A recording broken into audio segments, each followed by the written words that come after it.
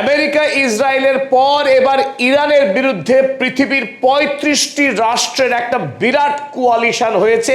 আর এই ৩৫টি রাষ্ট্রের বিদেশ মন্ত্রীরা আর কিছুক্ষণের মধ্যেই লন্ডনে একটি অনলাইন মিটিংয়ে যোগদান করতে চলেছে। তাহলে কি ইরানের বিরুদ্ধে হরমুজ প্রণালী খোলার দাবি নিয়ে এই ৩৫টি রাষ্ট্রের কোয়ালিশন তারা কি লড়াই যাবে ইরানের বিরুদ্ধে? Bharat, England, Australia, Canada, Japan, Italy থেকে শুরু করে ইউরোপের প্রায় প্রত্যেকটি রাষ্ট্রের বিদেশ মন্ত্রীরা এই মুহূর্তে হরমুজ প্রণালী খোলা নিয়ে দারুণভাবে চিন্তিত, বলা বাহুল্য দুশ্চিন্তাগ্রস্ত। কারণ এই ধরাধামের বাদশাহ ডোনাল্ড ট্রাম্প, যার হাতে এই ভুবনের ভার, তিনি হাত তুলে নিয়েছেন পৃথিবীর সমস্ত রাষ্ট্রের মাথার উপর থেকে। তাই এই ৩৫টি রাষ্ট্র এখন নিজেরা নিজেদের কর্তব্য পালনের জন্য ডিলেইড কারেজ, অনেক দেরি করে প্রচুর সাহস জোগাড় করেছে। বেলুনের মতো তাদের বুক এখন স্ফীত হচ্ছে ক্রমশ। ইরানের বিরুদ্ধে লড়াইয়ে যাবে, ডঙ্কা বাজিয়ে কিছুক্ষণের মধ্যেই লন্ডন শহরের মিটিং শুরু হচ্ছে। এই মিটিংয়ে সভাপতিত্ব করছেন কিয়ের স্টারমারের ফরেন সেক্রেটারি ইয়েভেট কুপার। এই মুহূর্তে গোটা পৃথিবীতে নতুন করে চাঞ্চল্য ছড়িয়েছে হরমুজ প্রণালীকে নিয়ে। আমরা আগেই আপনাদের জানিয়েছি, ইরানের পার্লামেন্টে আইন পাশ করে ইরান গতকাল থেকেই হরমুজ প্রণালীতে যত জাহাজ পার হচ্ছে প্রতি জাহাজ থেকে $2 মিলিয়ন পরিমাণ টাকা তারা টোল সংগ্রহ করছে, প্রতি জাহাজ থেকে ইরানিয়ান মুদ্রা রিয়ালে। তাহলে হঠাৎ করে এই ৩৫টি রাষ্ট্র কেন তারা কোমর বাঁধলো? তাহলে কি ইরানের সঙ্গে সত্যি সত্যি এই রাষ্ট্রগুলি যুদ্ধে যাবে? হরমুজ প্রণালীতে যদি ইরান এই টোল প্লাজা তুলে না দেয়, আর ইউরোপের রাষ্ট্রগুলি এখনো পর্যন্ত মধ্যপ্রাচ্য থেকে হরমুজ প্রণালী হয়ে তেল নিয়ে যেতে পারেনি, এখনো প্রায় ২,০০০ জাহাজ এই পারস্য উপসাগরে আটকে পড়ে রয়েছে। স্বাভাবিকভাবেই পৃথিবী জুড়ে এখনো জ্বালানির তীব্র সংকট এবং জ্বালানির দাম লাগাম ছাড়া হারে বেড়েই চলেছে। পৃথিবীর অনেক দেশে ইতিমধ্যেই জ্বালানির সংকটের ফলে দারুণভাবে দৈনন্দিন জীবন বিপর্যস্ত হচ্ছে কৃষিকাজ। ভারতবর্ষ, বাংলাদেশের মতো অনেক দেশেই কৃষিকাজ শুরু করার সময়ে সারের অভাবে পর্যাপ্ত কৃষিকাজ হচ্ছে না। এই মুহূর্তে যখন ৩৫টি রাষ্ট্রের কোয়ালিশন আলোচনার টেবিলে যাচ্ছে, তখন একটু একটু করে পারদ চড়তে শুরু করেছে নতুন যুদ্ধের একটা গন্ধ বাতাসে। সত্যি সত্যি যদি এই ৩৫টি রাষ্ট্রের বিরাট কোয়ালিশন আমেরিকা এবং ইসরায়েলের সঙ্গে যুক্ত হয়ে ইরানের বিরুদ্ধে যদি লড়াইয়ে যায়, তাহলে ইরান কি এই যুদ্ধে আর এঁটে উঠতে পারবে, নাকি ইরানের ধ্বংস হবে?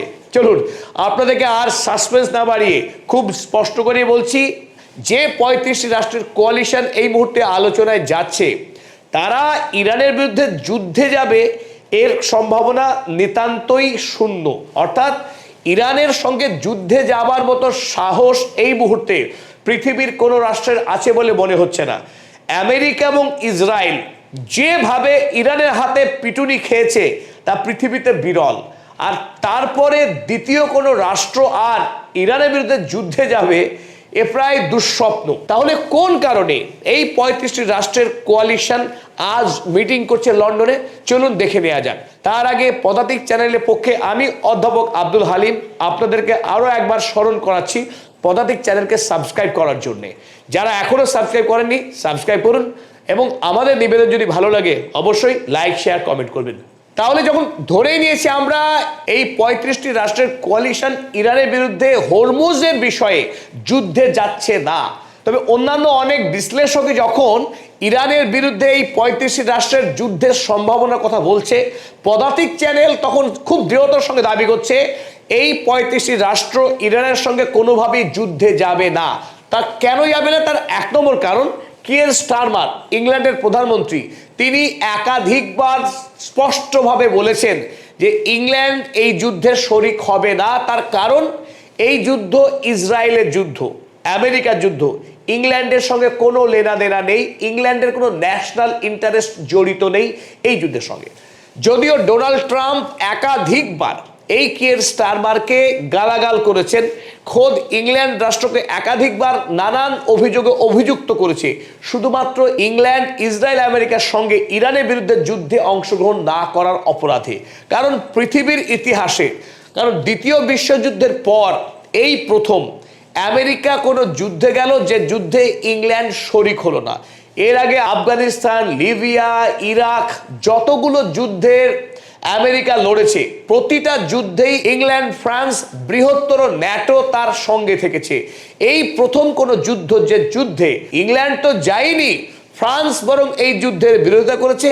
সর্বশেষ শখ ইতালির মতো রাষ্ট্র, আমেরিকার অত্যন্ত ঘনিষ্ঠ যে অ্যালায়, সেই ইতালি পর্যন্ত তার দেশের মার্কিন সামরিক ঘাঁটিকে ইরান যুদ্ধের কাজে ব্যবহার করতে দিচ্ছে না।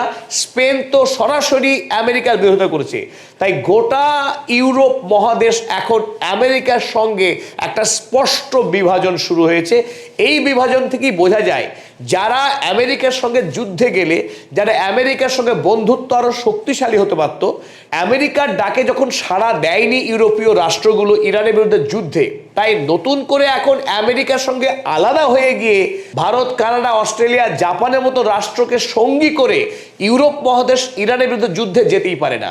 সুতরাং প্রথম সম্ভাবনা শূন্য, যুদ্ধে যাবার কোনো সম্ভাবনা নেই। তাহলে কি উদ্দেশ্য নিয়ে এই রাষ্ট্রের প্রতিনিধিরা সভা করছে? চলুন দেখে নিই সম্ভাব্য কারণগুলো কি কি হতে পারে। তাহলে কেন যাচ্ছে? তার কারণ একটি, সেটা নেগোসিয়েশন, আলোচনা।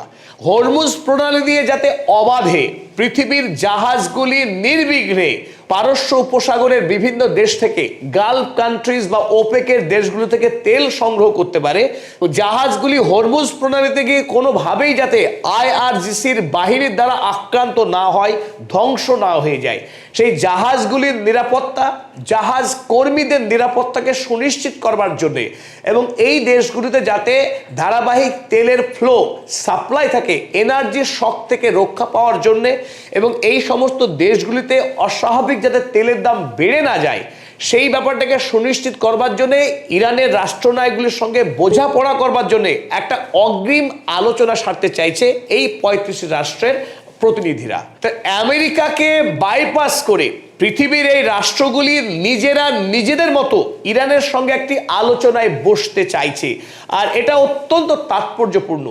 পৃথিবীর মাতব্বর, যিনি নিজেকে সব থেকে শক্তিশালী, মানসিক রোগে ভোগেন যে ডোনাল্ড ট্রাম্প, যাকে ছাড়া পৃথিবীর একটি গাছের পাতাও নড়তে পারে না, বাতাসও প্রবাহিত হতে পারে না বলে বিশ্বাস, সেই পাগল, সেই উন্মাদকে বাইরে রেখেই এই ৩৫ রাষ্ট্র তারা ইরানের সঙ্গে আলোচনায় যাওয়ার প্রাক প্রস্তুতি গ্রহণ করছে। তাহলে যখন এই ৩৫ রাষ্ট্র তারা হরমুজ প্রণালী দিয়ে অবাধে যখন জাহাজ চলাচলের দাবি জানাবে ইরানের কাছে, ইরান কি তাদের দাবি মেনে নেবে? ইরান যখন হরমুজ প্রণালীর উপরে তার স্বায়ত্ত শাসন, তার সার্বভৌমত্ব ঘোষণা করেছে এবং সেখানে ইতিমধ্যেই টোল প্লাজা স্থাপন করে টোল নেওয়া শুরু করেছে, সেই অবস্থায় এই ৩৫ রাষ্ট্র গিয়ে যদি টকটক করে কড়া নেড়ে বলে আমরা এসেছি, আমাদের জাহাজকে যেতে দিতে হবে, ইরান কি মানবে? তবে ইরান এই সমস্ত রাষ্ট্রগুলির কাছে কি কি শর্ত চাপাতে পারে তার সম্ভাব্য প্রস্তাবগুলো চলুন আমরা দেখে নিই একবার। Recognition of Hormuz to be Iran's territory. যদি এই ৩৫টি রাষ্ট্র সরাসরি ইরানের বিদেশমন্ত্রী আব্বাস আরাগচি কিংবা রাষ্ট্রপতি মাসুদ পেজেশকিয়ানের সঙ্গে হরমুজ নিয়ে কথা বলতে চায়, ইরানের পক্ষে প্রধান দাবি হবে হরমুজ প্রণালী আর আন্তর্জাতিক জলপথ নয়, এই জলপথের সম্পূর্ণ মালিকানা থাকবে ইরানের। ইরানের রাষ্ট্রীয় সীমানার অংশ হিসেবেই হরমুজ প্রণালীকে মেনে নেওয়ার জোরদার দাবি থাকবে ইরানের পক্ষে। এখন দেখার বিষয় হবে এই দাবি, যদিও আমেরিকা ইতিমধ্যেই মেনে নিয়েছে পক্ষান্তরে, কারণ হরমুজ প্রণালী খোলার কোনো কথা এই মুহূর্তে ১ তারিখে জাতির উদ্দেশ্যে ভাষণেও ডোনাল্ড ট্রাম্প বলেননি। অর্থাৎ ডোনাল্ড ট্রাম্প তিনি বলেছেন যুদ্ধ শেষ হবে, হরমুজ প্রণালী খোলা হোক বা না হোক, চুক্তি হোক কিংবা না হোক, অর্থাৎ হরমুজ প্রণালী আমেরিকা যুক্তরাষ্ট্র কোনোভাবে খুলতে পারবে না, সেটা ইতিমধ্যেই মার্কিন প্রশাসন জেনে গেছে। সুতরাং হরমুজ প্রণালীকে ইরানের মালিকানা ইতিমধ্যেই আমেরিকা মেনে নিয়েছে। বাকি পড়ে রইল এই ৩৫ রাষ্ট্রের কোয়ালিশন, ইউরোপ এবং কানাডা, অস্ট্রেলিয়া, ভারতের মতো রাষ্ট্র। তারাও যদি মেনে নেয় তাহলে বরং ইরানের জন্যে হরমুজের মালিকানাটা একরকম পাকাপাকি হয়ে গেল, আর সেই সম্ভাবনা অত্যন্ত প্রবল। আমেরিকাকেই মালিকানা ছাড়েনি ইরান, তখন বাকি রাষ্ট্রের কাছে ইরান যে মাথা নত করবে না সেটা বলার তো বাহুল্য মাত্র। Reduce or zero support for US military arms logistics. যুদ্ধ যদি আরো দীর্ঘমেয়াদী চলে তাহলে এই 35টি রাষ্ট্রের রাষ্ট্রনায়ককে ইরান চাপ দিতে পারে যে যুদ্ধের প্রয়োজনে সমরাস্ত্র পরিবহন যদি আমেরিকা করতে চায়, এই সমস্ত দেশে থাকা মার্কিন সামরিক ঘাঁটি ব্যবহার করতে যদি চায় ইরানের বিরুদ্ধে, তাহলে সেই ব্যবহার বন্ধ করতে হবে, ইরানের পক্ষ থেকে জোর দাবি হবে। যদিও তার আগেই আমরা জানি এই মুহূর্তে ইংল্যান্ড ছাড়া বাকি সমস্ত দেশগুলির যে মার্কিন সামরিক ঘাঁটি রয়েছে সেই সামরিক ঘাঁটি কিন্তু ব্যবহার করতে পারছে না আমেরিকা যুক্তরাষ্ট্র। তবে বাহরাইন এবং আরব আমিরাত এই 35 রাষ্ট্রের কোয়ালিশনের মধ্যে রয়েছে, তাদের দেশে মার্কিন সামরিক ঘাঁটি কিন্তু ইতিমধ্যেই ব্যবহার করছে America. Strong anti Israel stance. Iran বাধ্য করতে পারে ইসরায়েলের বিরুদ্ধে অবস্থান নিতে এই রাষ্ট্রনায়কদের। Condemnation of US and Israel aggression on Iran.